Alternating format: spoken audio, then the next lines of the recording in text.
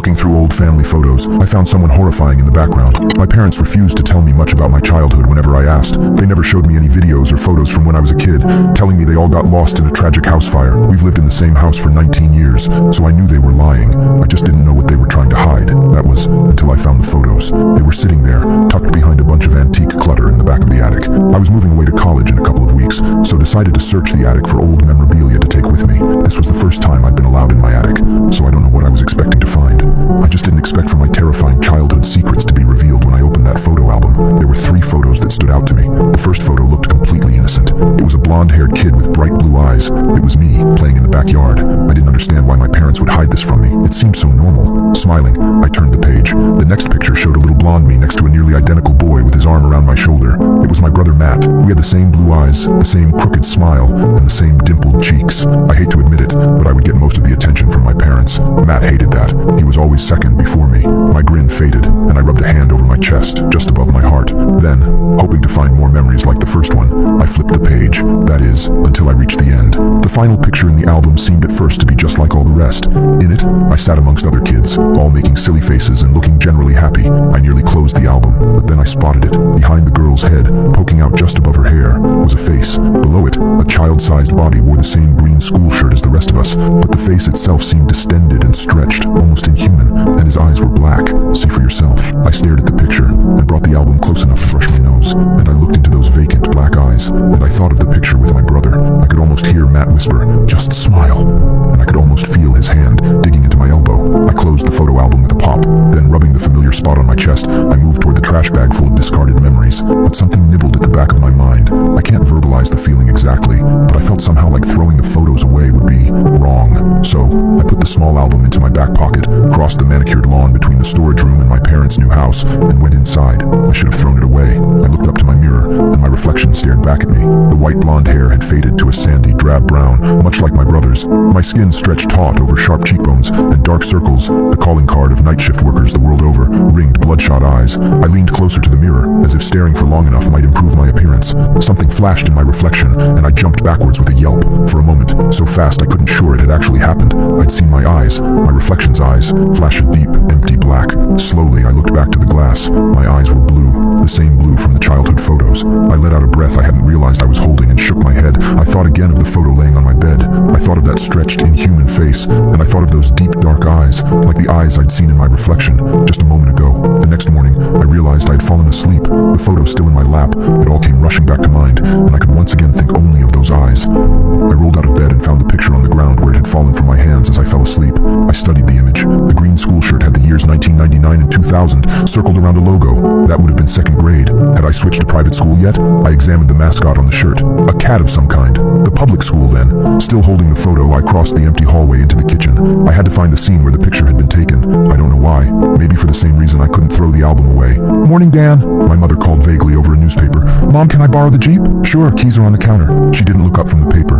"Where are you headed?" I was already walking away though, and she asked the question to my back. I didn't respond. The musty scent of the car's shag carpet upholstery brought to mind scenes of high school parties and evenings when I probably shouldn't have driven home. At the first turn of the ignition, the car mustered only a sputter, but after 2 attempts, its old engine coughed reluctantly to life. I tapped the name of my old school into Google Maps. I spent so little time in my hometown, I needed directions practically everywhere. As I drove through the neighborhood though, the scenes became familiar, if changed a bit by the city's breakneck development, and I followed the directions toward the school. I pulled past a welcome sign, emblazoned with the cat mascot, through a campus emptied by the winter break. The place had changed little over the years. A row of brick schoolhouse buildings sat vacant, blinds down and darkened, near a wood-chip mulch playground. Though I hadn't visited in some time, I still knew the layout well, and it didn't take long to find the parking lot. I pulled the aging wagon into a spot close to the sidewalk, and when I turned the key in the ignition, the old beast went silent with a sputter that sounded almost like relief. I pulled the picture from my pocket.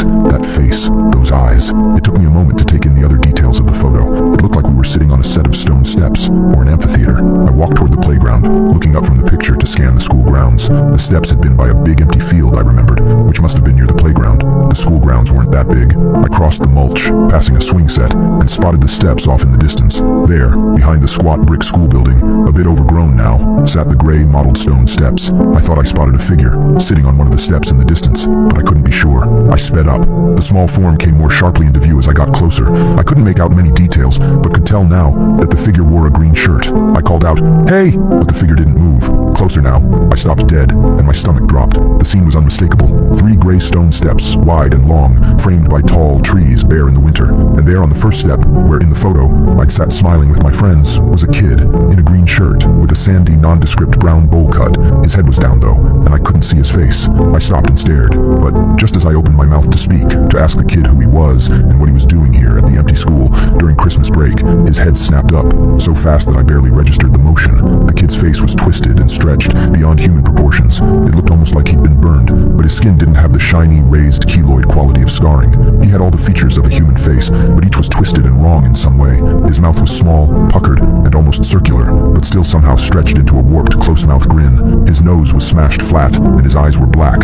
His eyes were black and I was falling. His eyes were black, and Matt was pushing me to the ground. His eyes were black, and my brother's friends were holding me down, and their eyes were black. His eyes were black, and I was small, and I couldn't fight back, and my brother was grinning when he pressed the white-hot twisted metal wire hanger down onto my chest, and his eyes were black, and his friends were laughing, and I smelled cooking meat, and I screamed, and smoke rose from my chest and wafted up into my mouth, and into my eyes were black, and it burned, and it burned, and it burned, and his eyes were black. I came to in the grass by the steps, climbing slowly to wobbling legs. I rubbed the old scar over my heart and dusted my pants off. The warped, twisted kid was gone.